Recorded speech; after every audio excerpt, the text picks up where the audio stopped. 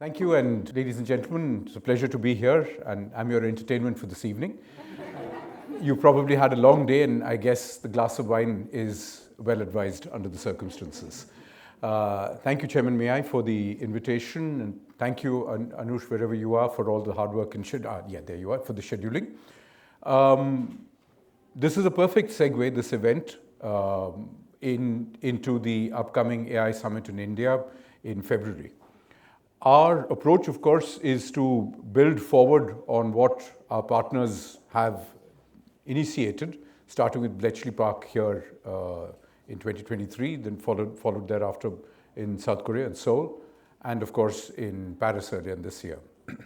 What we've tried to do is to look at AI largely in a similar lens, which is to recognize the opportunity that AI offers, to understand the apprehensions it generates, and to then try and deal with some of those apprehensions in a responsible and serious way, and to also recognize the fact that, as with technology, it is important to ensure that for technology to be useful, it must be inclusively applied, which is to say, if it is really going to be as much of a transformative opportunity in a good sense and in a bad sense, then it's important that the risks and the opportunity are also spread as widely as possible, including across national boundaries.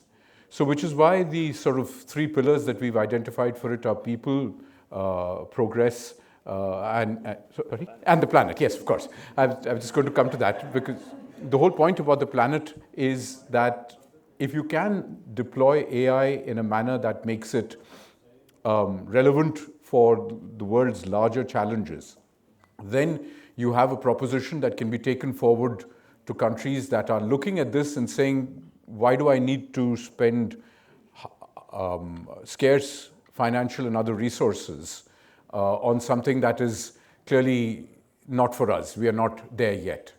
And that, I think, is a dangerous proposition, because that then amplifies the sense that we've already had over the last several decades in every moment of technology, the idea that some technologies are for some of us and some technologies are not for some of us. That is only to fragment the world further in a geopolitical and geoeconomic sense. Second, I think it's important to be able to create horizontal partnerships, as it were, which is why the idea of 7 working groups, or of course chakras as we call them, to take forward thematic conversations around each of these pillars. So each of these pillars is kind of reduced into thematic conversations, which allows us to talk about the risks, talk about resources, talk about the science, etc. The idea is, in other words, to create a greater sense of sharing of the opportunity and sharing of the discourse. Because the point being, if the process is largely to be driven only by the country that is chairing it, then it is really something that is your problem and not something that allows everyone to get behind it. So bringing people behind it, both as it were in the global south and in the advanced economies, is a critical part of the process. I must say, in parenthesis, I'm not too sure I like the idea of dividing up the world into global south and global north, because one, it sort of elides some of the complexities of the planet in which we live. I mean, how do you really define south and north, really? That's for a separate discourse. But I think where we are today, this opportunity is critical and it is important. A third focus of our activity is to make AI and to make the opportunity from AI practical and thereby adaptable and adoptable by a larger range of countries.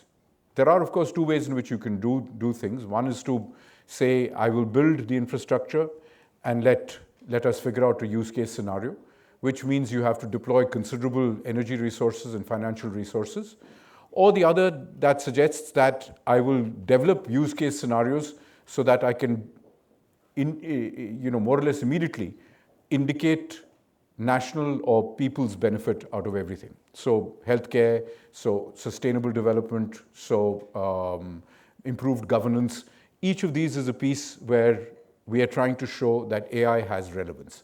And some of it is actually beginning to show extraordinary successes in India. This includes in leveraging AI, for instance, for translation of government documents and court documents. You might think this is not such a big deal, but when you have over 29 recognized languages in India, each with its own script, let me tell you, it is a pretty big deal. The diversity of India means getting access to information, legislation, court judgments at a point of time where things are immediate and relevant is a huge piece of how inclusion is to be looked at. And if we can use AI to make that work efficiently, that has huge value for an economy like India. Take, for instance, our leveraging of technology in the financial payment system that was built off the deployment of the unique identity system, the Aadhaar card as we call it, Aadhaar meaning foundation, which is part of our digital stack. What that has done is, because it is based on a use case scenario and creating value for everybody, including in the transmittal of benefits from government to citizen, the payment situation has been made extraordinarily effective as a result. That means today India accounts for over 50% of global fintech transactions.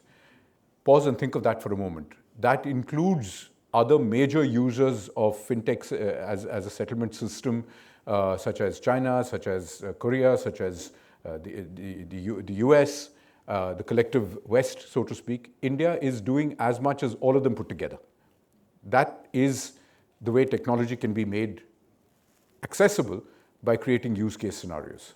There is, of course, the other way of looking at use case scenarios, which is to say you must find ways of making them affordable and thereby adoptable and adaptable. Our investment in affordable technology is best exemplified by our space program, for instance. And that spirit is what we're taking on. What is our space program about? Affordability of space and space-based assets and space-based technologies for developmental benefit. When we started our space program in the late 60s, if you go to some of the museums in the Indian Space Research Organization, you can actually see photographs, and yes, it's a terrible cliche, but bits of rockets, rocket fairings and nose cones being actually taken on bullock carts, right? So we started our space program at a point when, by all logic, we shouldn't have needed one. But it has had huge developmental benefits. And because we started it early and we continued it as a value for money proposition, what we were able to achieve was to ensure that our moon landing, for instance, 2 years ago, was at a price that was less than the cost of a Hollywood blockbuster movie. I mean that literally. Alfonso Cuarón's film Gravity cost $113 million to make. Our moon landing cost $75 million.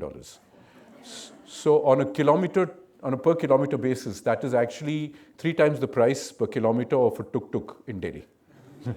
Not that you'd want to take a tuk-tuk to the moon, but nonetheless. Why am I making these points? I'm making these points to you because I believe that the way we must engage with AI is to make it accessible to all, or to at least as many as possible, affordable to as many as possible, and relevant to as many as possible. Our effort really is centered around that. And I trust that the summit in India will be an opportunity for us to demystify AI to a greater extent, to make AI relevant and accessible to more people, and to create more and more use case scenarios in which all of our governments, the many nations that are interested in this, represented in this, and all of the stakeholders in business, academia, and of course think tanks, to feel that what we're doing is going to be relevant and will have value in taking this exercise further forward. Thank you very much.